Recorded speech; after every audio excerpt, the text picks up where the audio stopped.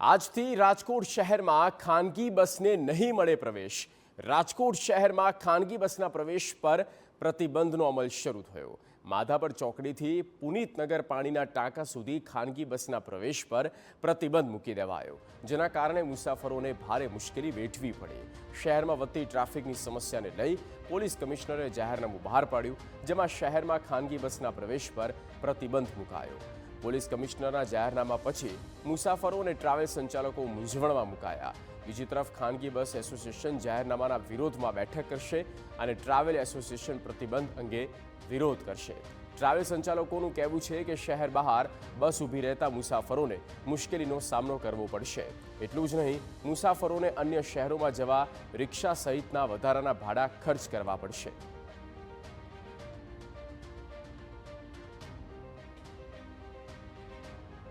તો પોલીસ કમિશનરના જાહેરનામાને લઈને ટ્રાવેલ સંચાલકોમાં રોષ ફેલાયો।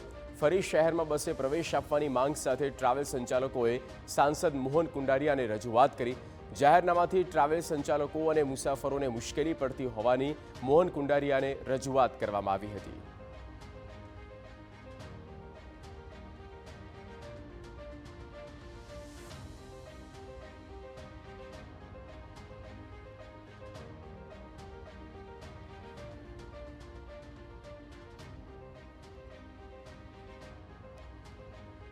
તો બીજી તરફ ધારાસભ્ય રમેશ ટીલાળા સાથે ખાનગી ટ્રાવેલ સંચાલકોએ પણ બેઠક કરી અને ધારાસભ્ય રમેશ ટીલાળા દ્વારા નિવેદન આપવામાં આવ્યું કે લોકો અને ટ્રાવેલ સંચાલકો બંનેને મુશ્કેલી ન પડે તે માટે રસ્તો નીકાળવામાં આવશે। પોલીસ કમિશનરને પણ રજૂઆત કરવામાં આવશે। ટ્રાવેલ સંચાલકોએ નિવેદન આપ્યું છે કે સાંસદ અને ધારાસભ્ય તરફથી પ્રતિસાદ સારો મળ્યો છે। આગામી સમયમાં અમારી રજૂઆતને લઈને યોગ્ય નિર્ણય લેવામાં આવશે તેવી આશા છે।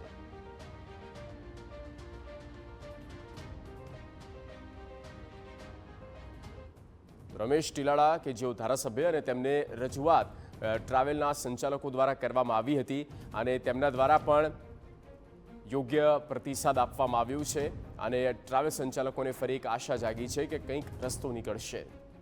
કમિશનર દ્વારા 150 ફૂટ રિંગ રોડ ઉપર ખાનગી લક્ઝરી બસોને પ્રતિબંધ કરતું જાહેરનામું બહાર પાડવામાં આવ્યું અને આજથી તેની અમલવારી પણ શરૂ થઈ ગયું છે કે આને લઈને ખાનગી ટ્રાવેલ સંચાલકો છે તેમાં ક્યાંક ને ક્યાંક છે તે નારાજગી જોવા મળી રહી છે। તેઓએ તાજેતરમાં જ સાંસદ મોહનભાઈ કુંડારિયાને પણ રજૂઆત કરી હતી અને હાલમાં તેઓ છે તે ધારાસભ્ય રમેશભાઈ ટીલાળાને પણ રજૂઆત કરી રહ્યા છે, તેમની સાથે બેઠક પણ યોજી રહ્યા છે। ગઈકાલથી જ્યારથી આ નિર્ણય આવ્યો ત્યારથી ટ્રાવેલ સંચાલકો છે તેમાં ક્યાંક ને ક્યાંક નારાજગી જે છે તે જોવા મળી રહી છે અને અત્યારે હાલ મોટી સંખ્યામાં જે ટ્રાવેલ સંચાલકો છે તે ધારાસભ્ય રમેશભાઈ ટીલાળાને પણ રજૂઆત કરવા પહોંચ્યા છે અને આ જે નિર્ણય લેવામાં આવ્યો છે જાહેરનામાનો તે ક્યાંક ને ક્યાંક તેના પર ફેરવિચારણા કરવા તેમને રજૂઆત કરી છે। આપણી સાથે ધારાસભ્ય રમેશભાઈ છે, તેમની સાથે વાત કરશું। સાહેબ, શું કહેશો? ખાનગી ટ્રાવેલ સંચાલકો તમને રજૂઆત કરી રહ્યા છે, શું તમે કોઈ રજૂઆત કરશો સરકારને આને લઈને?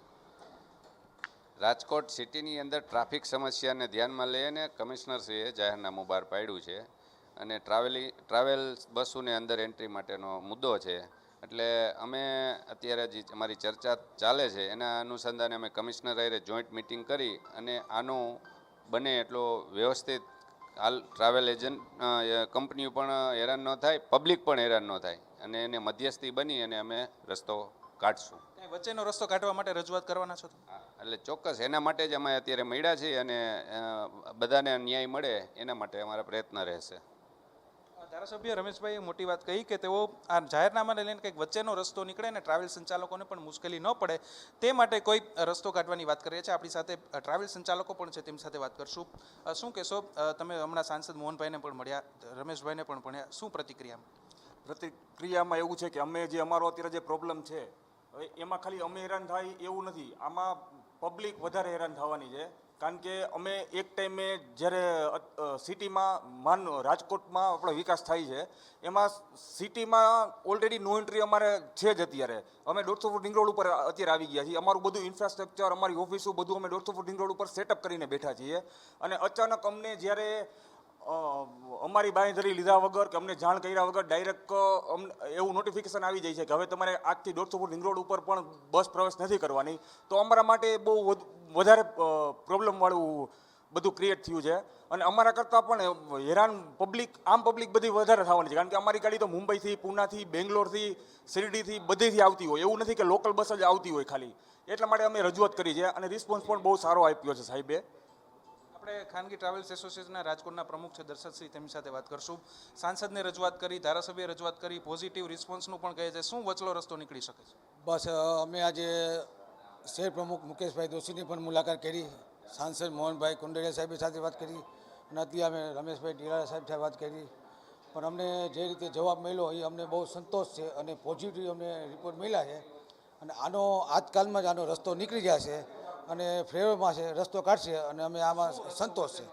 વચ્ચેનો રસ્તો છે જે કાઢશે કે ભાઈ જે ટ્રાવેલ્સ એસોસિએશન છે અને આ લોકોને જે સમસ્યા છે એનો નિકાલ કરશું. અને મને એવો વિશ્વાસ છે કે જ્યાં પહેલાં જેમ હતું એમ જ રહેશે, એમાં કોઈ ફેરફાર નહીં થાય.